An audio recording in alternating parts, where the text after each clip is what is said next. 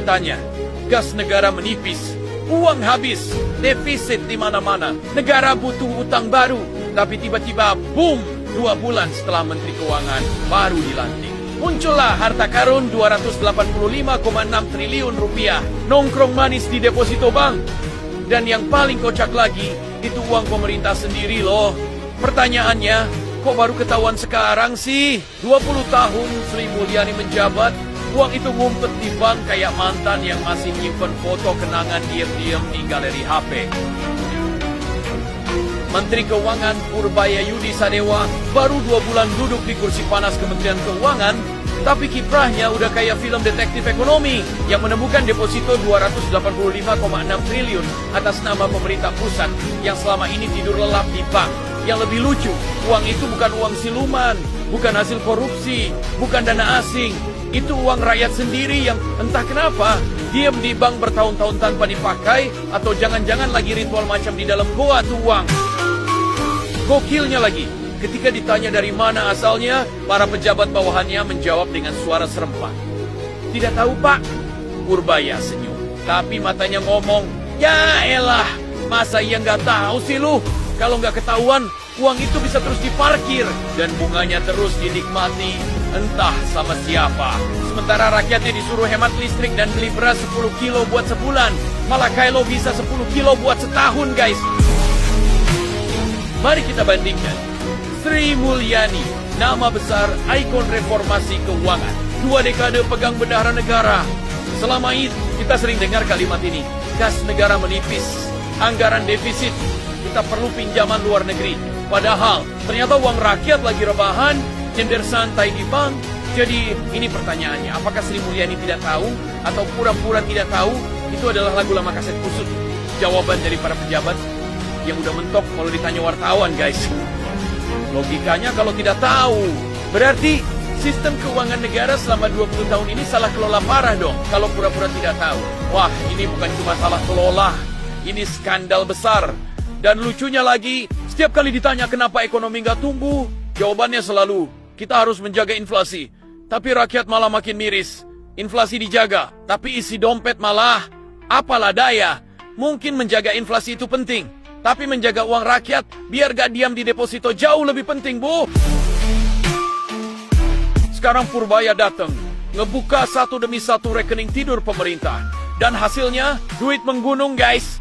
Pemerintah pusat aja ternyata punya dana nganggur 339 triliun. Ditambah pemerintah daerah 254,4 triliun. Totalnya 653 triliun lagi rebahan santai di bank. Kebayang nggak? Kalau dana segede itu dipakai buat infrastruktur, UMKM, pendidikan, dan riset pertumbuhan ekonomi 8% bukan mimpi, tapi realitas dan pasti, coy. Jadi ketika Purbaya bilang, kas negara tipis itu bullshit, kita semua akhirnya sadar. Selama ini kita cuma disuguhi drama ekonomi yang skenarionya emang udah disiapin biar rakyat tetap takut dan IMF tetap dibutuhkan. Jadi pejabatnya bisa dapat komisi kalau negara minjem uang. Macam mirip calo atau biong tanah gitu. Dan kalau diinget-inget lagi omongan orang tua kita dulu itu, emang benar Indonesia itu kaya raya. Hanya saja pejabatnya yang duduk di pemerintahan terdahulu itu bobrok semua. Sekarang Purbaya perintahkan investigasi besar-besaran.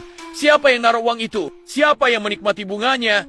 Dan kenapa semua bisa berjalan mulus tanpa satupun yang sadar? Bayangkan, uang negara disembunyikan di bank. Bunganya mungkin miliaran tiap bulan. Tapi nggak ada laporan, nggak ada transparansi. Kayak rekening rahasia keluarga Sultan.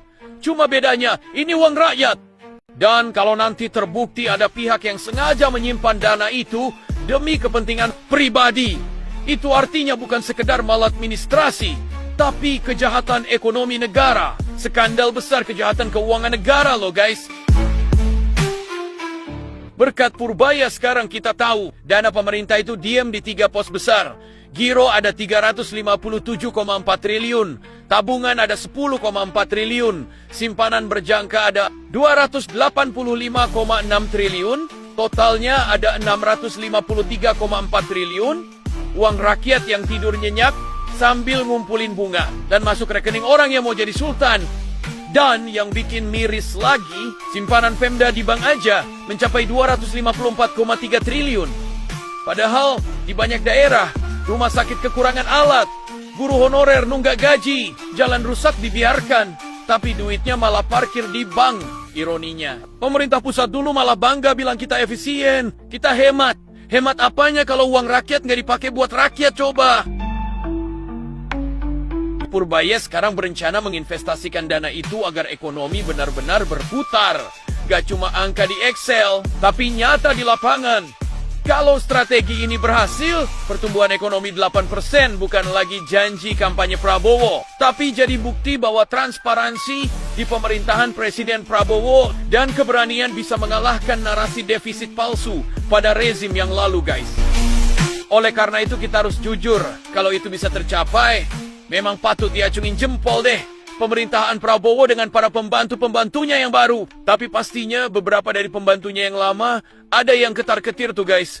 Panik gak? Panik gak? Paniklah. Masa